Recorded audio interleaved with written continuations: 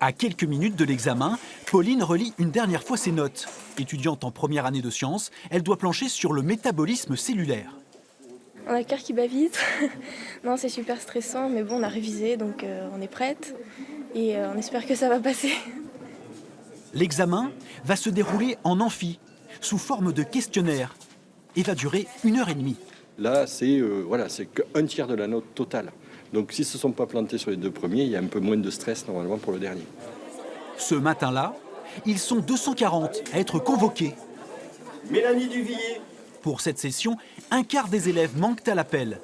Après plusieurs semaines de révision, le moment est toujours particulier, même si désormais, l'examen n'est plus forcément décisif. Depuis quelques années, on a recours quand même au contrôle continu qui vient adoucir un petit peu cette sanction de l'examen terminal.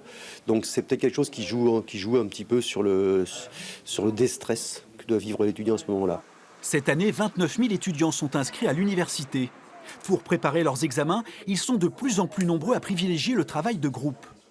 À la Maison des étudiants, depuis 2016, un espace leur a ainsi été aménagé.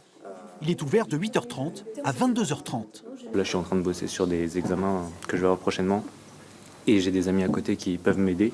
Du coup, ça me permet aussi de poser des questions sur les termes que je ne comprends pas. Nous, ce qu'on prône, c'est plutôt d'avoir une entente en fait, entre les étudiants, que l'espace s'autogère en quelque sorte. Pendant cette période, s'il n'existe pas de recette miracle, une bonne conduite alimentaire fait partie des règles de base à observer. C'est hyper intéressant justement pour bien faire fonctionner le cerveau pendant nos révisions, c'est d'apporter du bon gras qu'on va retrouver surtout par exemple dans les poissons gras avec les oméga 3, oméga 6, oméga 9, mais aussi dans les huiles à varier au maximum, colza, tournesol, etc. Sur le campus de Poitiers, les examens vont se poursuivre jusqu'au 15 mai.